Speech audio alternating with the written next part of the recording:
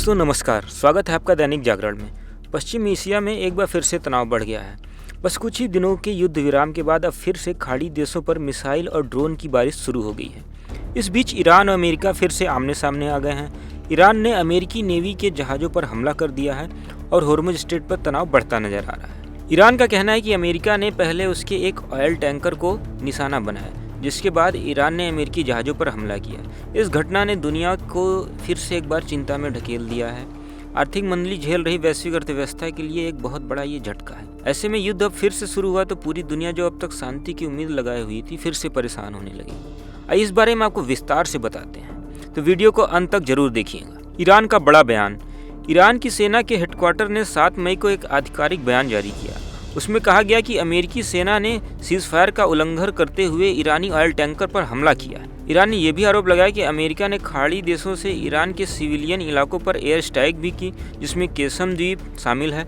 Iran ने अमेरिकी सेना को एग्रेसर टेररिस्ट और बैंडित आर्मी तक कहा। ईरान का दावा, हमने अमेरिका को भारी नुकसान पहुंचाया। ईरान का कहना है कि उसने अमेरिकी जहाज़ों को काफ़ी बड़ा नुकसान पहुंचाया है। इस्लामिक रिवॉल्यूशनरी गार्ड कॉर्प्स यानी कि IRGC ने बताया कि उन्होंने इस हमले में ballistic missile, antiship cruise missile और एक्सप्लोजिव वारहेड वाले ड्रोन का इस्तेमाल किया। ईरान ने चेतावनी भी दी है कि अगर कोई भी दुश्मनी की कोशिश की गई तो वह इसका करारा जवाब देगा। अमेरिका का जवाब, हम पर हमला हुआ, हमने बचाव किया।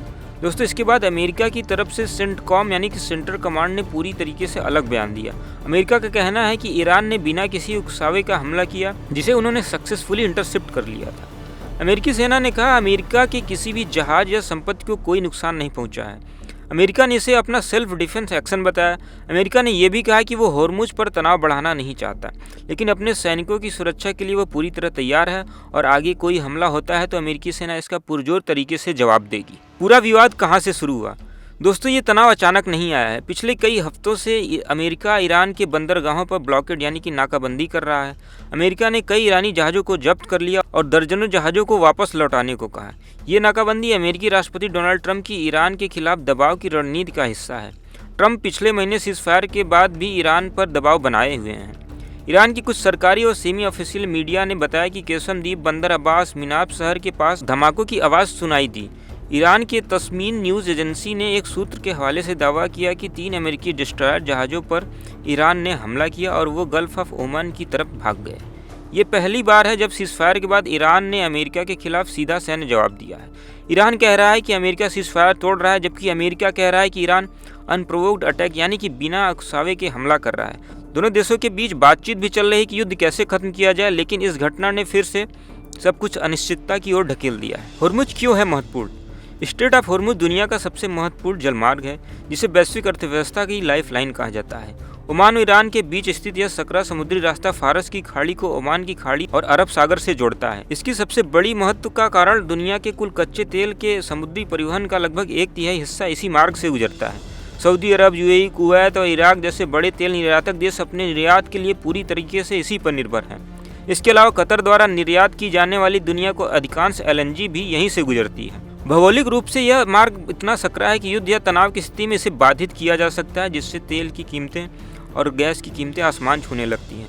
भारत जैसे देशों के लिए जो अपनी ऊर्जा सुरक्षा के लिए खाड़ी देशों पर निर्भर है, इस क्षेत्र में शांति और सुरक्षा इसके लिए बहुत जरूरी है। भारत होर्मुज पर कितना निर्भर?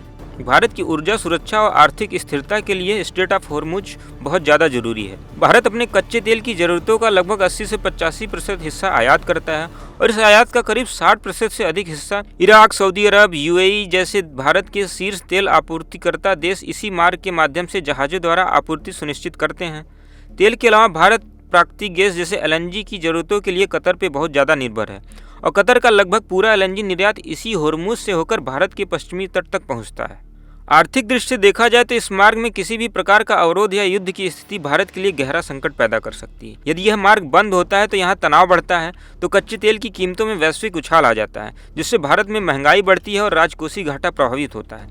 भारत के लाखों प्रवासी जो खाड़ी देशों में रहते हैं, उनकी सुरक्षा और वहाँ से आने वाला रेमिटेंस, मतलब कि वहाँ के लोग जो कमाई करके पैसा भेजते हैं, वो भारत आता है, सब कुछ अस्थिर हो जाता है। इस रणनीतिक महत्व को देखते हुए भारतीय नौसेना इस क्षेत्र में अपनी उपस्थिति बनाई हुई है और संकट के समय भारतीय व्यापारिक जहाज़ों की सुरक्षा के लिए ऑपरेशन संकल्प जैसे मिशन चलाती है। संक्षेप में कहें तो भारत की ऊर्जा और आर्थिक धड़कनें सीधे होर्मुज स्ट्रेट की शांति और सुरक्षा से जुड़ी हुई हैं। इस तनावपूर्ण स्थिति में आगे क्या होगा, यह मुख्य रूप से आने वाले दिनों की कूटनीतिक और सैन्य गतिविधियों पर निर्भर करता है। ऐसे में भविष्य के संभावित चीजें जो हो सकती हैं, हम उसको ऐसे समझ सकते हैं। यदि ईरान अपनी मिसाइल और ड्रोन क्षमता का उपयोग कर होर्मुज स्ट्रेट को पूरी तरीके से बंद करने की कोशिश करता है तो वैश्विक तेल की कीमतें 150 से 160 प्रति बैरल तक पहुंच सकती हैं। इससे अमेरिका पर सीधे सैन्य हस्तक्षेप का दबाव बढ़ेगा। अगर इजरायल इस संघर्ष में कूदता है तो युद्ध लेबनान, सीरिया और यमन हूती विद्रोही तक फैल सकता है, जिससे पूरा मध्य पूर्व एक बार फिर से भीषण आग की चपेट में आ सकता है।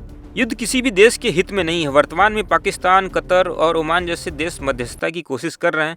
यदि अमेरिका और ईरान एक बैक चैनल संवाद स्थापित करते हैं तो सीमित हमलों के बाद एक युद्ध विराम की संभावना बनी रहेगी। दोनों पक्ष अपनी घरेलू जनता को विजय का संदेश देकर पीछे हट सकते हैं, जैसा कि पहले भी इतिहास में हो चुका है। भारत के लिए आगे की स्थिति बहुत चुनौतीपूर्ण है। तेल की कीमतों में वृद्धि भारतीय व्यवस्था के लिए बहुत बड़ा झटका होगी।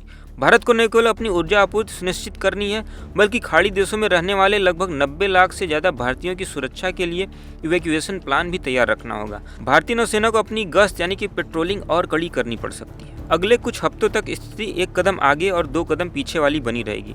तनाव बना रहेगा, लेकिन पूर्ण पैमाने पर युद्ध से बचने की कोशिश की जाएगी, क्योंकि इसकी कीमत बहुत ज़्यादा लोगों को चुकानी पड़ती है। अगर दोनों तरफ से जवाबी हमले शुरू हुए तो पूरा इलाका फिर से युद्ध की आग में घिर जाएगा। ईरान अपनी सरजमी पर किसी भी हमले को बर्दाश्त नहीं करने वाला है, जबकि अमेरिका अपने हितों और सहयोगी देशों की सुरक्षा के लिए पूरी तरीके से तैयार खड़ा है और उसकी आर्मी भी होर्मुज स्ट्रेट के आसपास घूम रही है। तो दोस्तों, ये थी ईरान और अमेरिका के बीच बढ़ते तनाव की पूरी खबर। एक तरफ ईरान दावा कर रहा है कि उसने अमेरिका को नुकसान पहुंचाया, वही अमेरिका कह रहा है कि उसने सब कुछ रोक लिया। अब स्थिति पर नज़र बनाए रखनी होगी। क्या दोनों देश बातचीत से अब मामले को सुलझा पाएंगे या फिर से मध्य पूर्व में एक बार आग भड़क जाएगी? आप इस पूरे मामले में क्या सोचते हैं, कमेंट करके जरूर बताएं। वीडियो अच्छी लगी तो लाइक करें, शेयर करें, चैनल को सब्सक्राइब करना न भूलें। ऐसी ही और जानकारी के लिए देखते रहें दैनिक जागरण।